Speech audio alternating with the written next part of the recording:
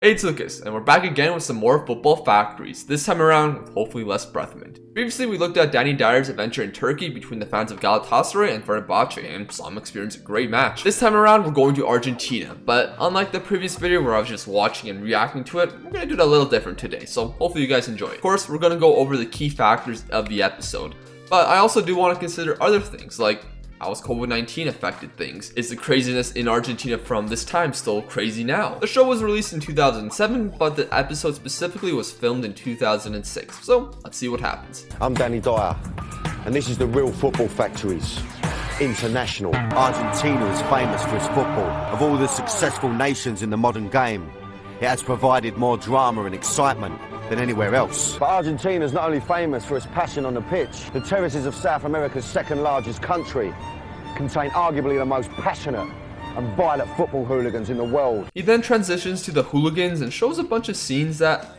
I don't think I can show. Things like fans beating each other up, blood, and just random stuff being thrown onto cars. All while, don't cry for me, Argentina is being played. Just not the Madonna one. Unfortunately, there's a lot of history of violence in Argentina, and it's not just football. During points of the 20th century, the country does have a history of being under military rule, and that involved a lot of violence. While we are focusing on the football today, that is something to keep in mind. Over 200 people have been killed since the first incident way back in 1939, when 2 supporters were shot at a match.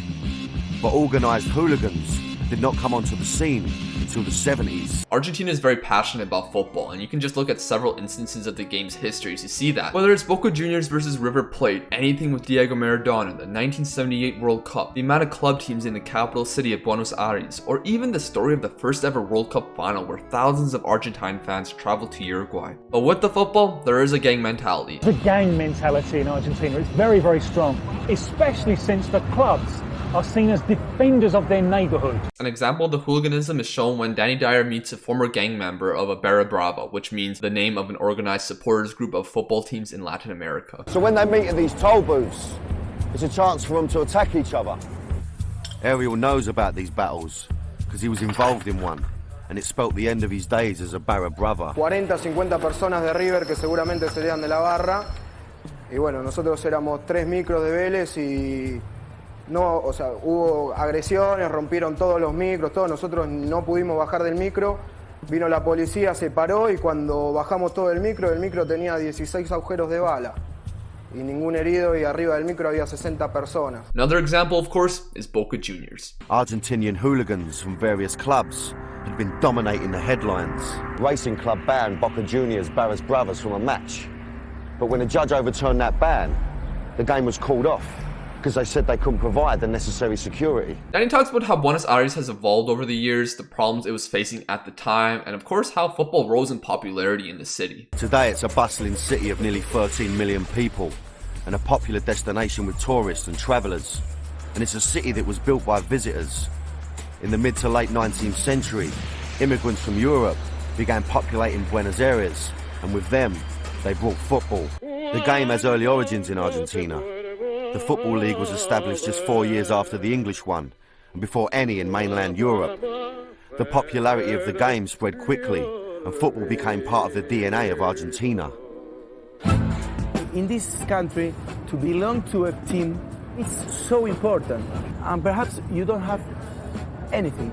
You only have this to belong. Now the matches are the big focus in these episodes, and I thought Danny was going to go to a Boca Juniors River Plate match, but instead he's going to another big derby, Independiente versus Racing Club. Separated by 300 meters, both clubs have had great players like Agüero, Forlan for Independiente, while Racing Club have had the likes of Lisandro Lopez and Diego Milito. Both clubs have won the Copa Libertadores, but not for a while. In 2001, more than 100 people were injured after Racing's firm, the Racing Stones, attacked Independiente during the game. Now Danny meets the leader of the Independiente firm, the Red Devils. It's a guy nicknamed the Big Baby, and Danny meets him inside the football stadium 4 hours before kickoff. The first thing he did was make me help carry a load of bin bags. What after here? What's happening here?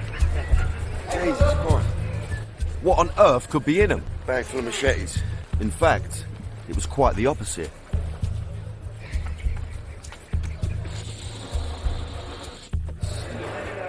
They're just all balloons. They were balloons with a no to violence message on them. which the firm were going to be blowing up. This took a turn that I wasn't expecting. Violence was a main theme throughout the first 11 minutes, but the leader of the group says the violence is in society and that it goes onto the football pitch. Of course, they said if they have to, they would defend themselves, but they say the history of violence in football is controlled. Now, I can't help but get the sense that Pablo and his little firm, they're very cagey about it. They don't like to give too much away, which is a first for me because every club I've ever met, every firm, it's all bravado, it's all about the violence, it's about, you know, being dangerous, being naughty, you know, so for me it makes it a little bit more sinister, you know, it's a bit more, you know, he knows what he's about, he ain't got to tell me nothing, really. I don't blame him. Look at the old Bill. Waiting around for something to happen, clearly. Moving on to the match itself, I'll let some of it play out. I was about to enter the Poplar, the Red Devils end behind the goal, a place where even the police won't go. The maddest end I'd ever been in.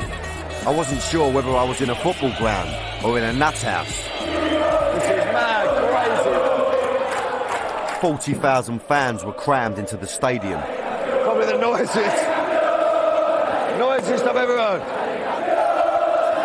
There's no booze here. You don't need it. It's a party atmosphere without the booze, man. In fact, it was more like a rave. I was pumped full of adrenaline. It was quite unlike anything I'd experienced, a mixture of excitement and trepidation. It's just got mad now, absolutely insane. I think my head's going to pop off. It was so noisy, I didn't even realise the game had started. But 7 minutes in, the volume was about to be raised. Well, they've got a penalty there, it's going to erupt this, Gav, my life.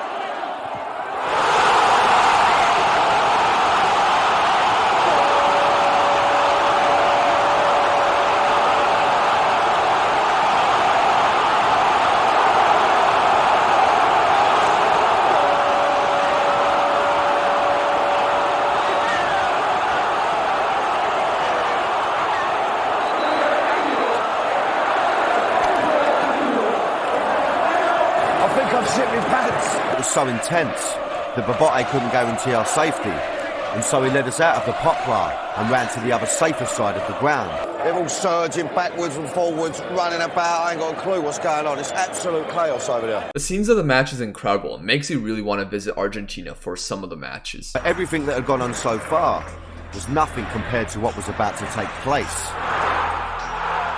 A second Independiente goal at the start of the second half was the catalyst for a major incident. The racing fans were well pissed off. With half an hour to go, their team were facing humiliation at the hands of their bitter rivals. The match was about to come to a premature end. The racing Barra Bravas started throwing stones at the Independiente fans. The ref had to stop play. The police enter the racing end and fire tear gas. There's a standoff, and then the violence snowballs. They even interviewed the referee in the middle of all of this, which I don't think I've seen before. Unfortunately, the match had to be abandoned as everything kept going on, all while this being Danny's first match in Argentina. What a great introduction. You can see the entire thing play out like it did on TV, as the whole match is uploaded on YouTube. You hear a bunch of things that sound like bullets before the referees blow the whistle, and they also interviewed what I assume is the police chief. The big question is, why did it kick off so drastically? Yes, they were losing 2-0 against their biggest rivals, but there were still 30 minutes left in the match. You would believe that your team would be able to compete and still potentially get a draw out of it. The thinking behind the actions of the racing firm is a twisted sense of loyalty and support for their team. Racing's people, they think, okay, before they make a lot of goals, we suspend the match, okay? We finish the match, because here in Argentina, supporters think that they can play. This is a way of playing. So they've stopped the game and avoided a humiliation on the pitch. They believe they've helped their team. The 3 points were eventually awarded to Independiente. The aftermath of the match was really interesting.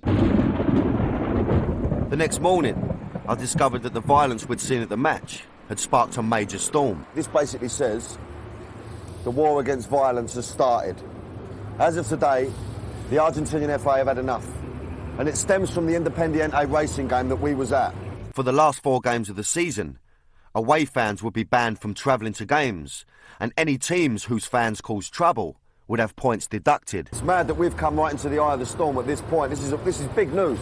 I mean, this is all through the paper. It's like, It's massive, you know? There's a bunch of silence by the firms of the clubs until Danny spoke to some guys from the Barra Brava of Velez, a pandilla. Surprisingly, he was meeting them not just at the football ground, but on the pitch. What they said about the violence is that it's spontaneous and it isn't organized. The fight here never organized. It's always spontaneous, okay? If we cross over, each between other, we fight. It's the only rule, okay? We don't organize anything. And suddenly a butler came towards them to give them water. Never known a firm to have their own butler. How man's that? Look, here he goes, look, the old butler, look, he's on his way. Up he goes, look. The pandillas showed Danny around the stadium, and you gotta think. Are you following this? The firm are taking me to see the trophy room. No one stopped us. Nobody asked us what we were doing. I was obviously with people of some influence.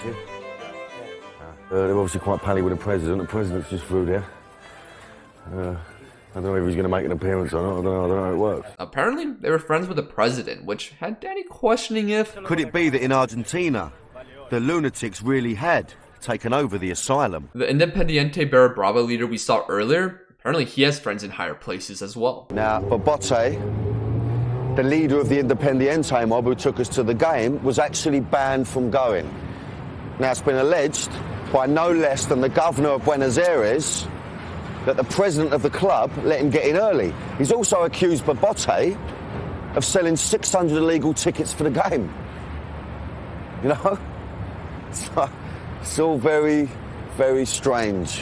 Now, this seems absolutely insane and feels a little scripted with everything that happened. However, football clubs are run differently throughout the entire world. What you see in England is different than what you see in Germany, let alone Argentina. Germany has the 50+1 rule. Many clubs in Spain, like Barcelona, have socios who vote for their presidents, and many countries are like that. Argentina have people voting for club presidents, but... The Barras Bravas is a job. When people choose to become a Barra Brava, it's not just a job, it's a way of life. If you want to be the president, you need the votes from the terraces. Whoever controls the terraces, therefore controls a lot of votes. And the Barra Bravas control the terraces. Now this part is insane to me. A club wants to fire their manager. The manager doesn't want to go. So the president of the club sends Barras Bravas and the manager finally leaves. In England, the hooligans grew up outside the orbit of the clubs. In Argentina, the clubs have created the gangs of hooligans. So that's how I think Argentine football created a monster. These gangs have historically been subsidized by the club. They get money from players, from trainers, from president of the club. They get free tickets, they get their travel expenses covered. Siendo Barra Brava tenés acceso a abogados, tenés acceso a contactos con la policía. Si caes preso, el club te pone la seguridad como para sacarte, te escolta la policía. O sea, es un trabajo violento protegido. Danny even tried to ask the police about it, and they said nothing. Now imagine going to your local police officer to ask some questions about things, and they're like, nah, we can't talk about that. The reason the police won't go on camera is because the situation with the Barras Bravas is so volatile at the moment that they're frightened of repercussions. It's very similar to the Italian mafias. When you think of Argentinian football, you think of River Plate versus Boca Juniors, which we mentioned earlier. The Super Clásico is, of course, a big focus in Argentina, and they do mention it in this episode as well. These are, of course, the two biggest sides in Argentina, but what's crazy is the lead-up of the match on TV. Those covering the game show people coming out of the bus. Not the players, but members of the firms. Incredibly, their arrival is covered live on television and is even commentated on. Ahí están, los más caracterizados de River, los llamados borrachos del tablón. Danny tried to talk to a bunch of firm leaders throughout, but most of them just kept silent on him. He finally did get into contact with the River Plate Barra Brava, Los Borrachos del Tablón, or the drunks of the terraces, and they came onto the scene in the 70s. They're so powerful, they have a place reserved bang in the middle of the terrace. Little tip for you, don't stand there. Unfortunately, this Barra Brava member didn't really say much of note. He says there's not much confrontation despite River Plate having over 50 reported incidents in the previous 10 years, and no fans being allowed in the stadium at the start of the 2007 season due to violence from their fans. Now, I can't speak a lot of Spanish, but I'm no mug in any language.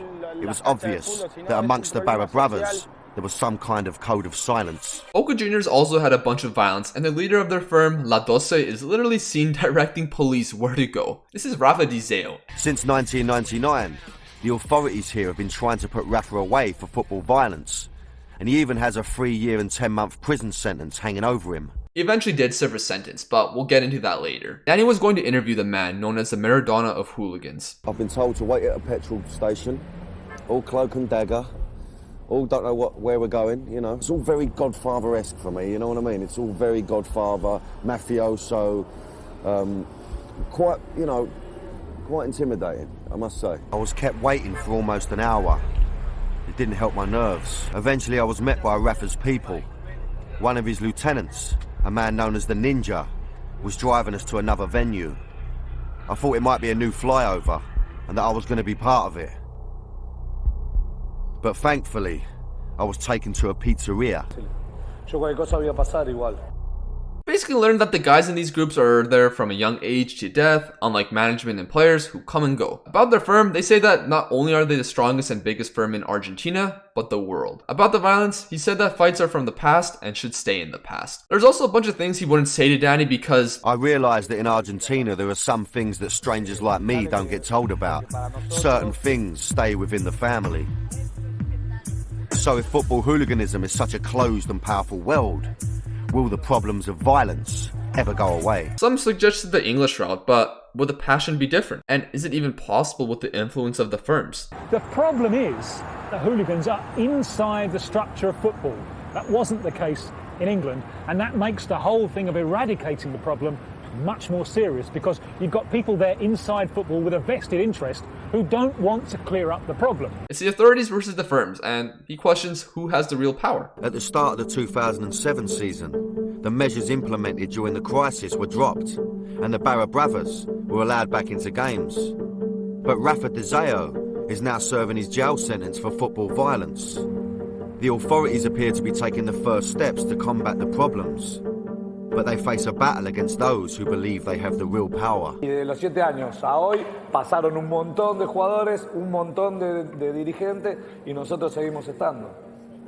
Por eso tiene la fuerza que tiene la hinchada dentro del club. 15 years later after his visit and a once-in-a-lifetime pandemic happening, has much changed? Well, the simple answer from just general football knowledge is not much has changed. I only say that because if we go back to the last Copa Libertadores final that had 2 legs, it was a super classico. The first leg was a 2-2 draw, and the second leg at River Plate Stadium, the match never kicked off due to fan violence and the Boca Juniors fans getting attacked, windows breaking and pepper spray entering the bus, and unfortunately, unlike the Fenerbahce leaders back in the previous Football Factories video, it didn't feel like breath mint to them. Players were injured from that attack, and the kickoff kept getting pushed back until the match was scheduled for the next day. That never happened due to a Boca Juniors request. The second leg took place on December 9th at the Santiago Bernabeu of all places, and River Plate went on and lifted the trophy. Despite the history being made with that final, a bunch of fans weren't able to go to the final because it was across the world. Now, my suspicion was that the violence wasn't curbed, but what happened over the years? Well, apparently Argentina struggled to curb football violence in 2013, as this BBC article mentions, but this article brings up Dizeo. Now, in a match between Boca Juniors and Newell of Rosario,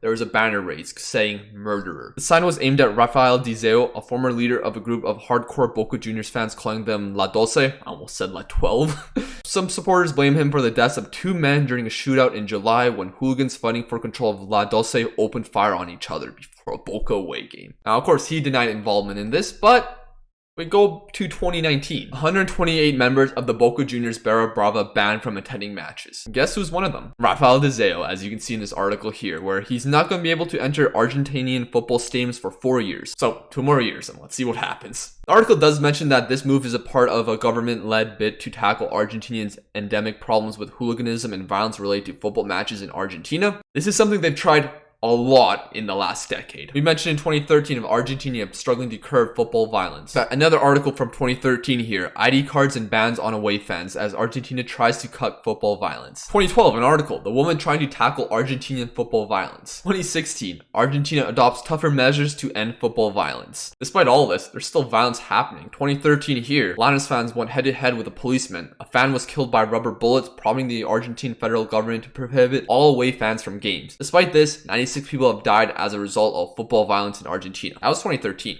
Now, there was a once-in-a-lifetime pandemic happening where football had to shut down. April 28th, 2020, the Argentinian football season ended. Relegation was suspended. No league winners was awarded at the time. It wasn't until late October when they finally got back to playing football, albeit behind closed doors. Now, there were no football fans in stadiums for a while, until late September, where finally club football teams were allowed to have fans back in stadiums, albeit at a limited capacity. But if you know, it's a lot better when there's fans in the stadiums. With no fans in the stadiums for a long time, had the violence died down? I mean, I don't live in Argentina, so I wouldn't know personally, but from what I saw a few days ago, the Barra Bravas probably still have some control. After the 1-1 draw versus Sarmiento, Independiente Ultras stormed into the dressing room to ask the players for explanations and steal football kits. It's not violence, but and apparently San Lorenzo's way worse, according to this comment. I'm sure there's a lot more about all this that I mentioned, and I'm eager to learn more about it. Of course, the main focus was the Football Factories episode, and I thought that episode was fantastic. I think it's better than the Turkey one, which was really good as well. Now, hopefully this format I did with this video is more enjoyable,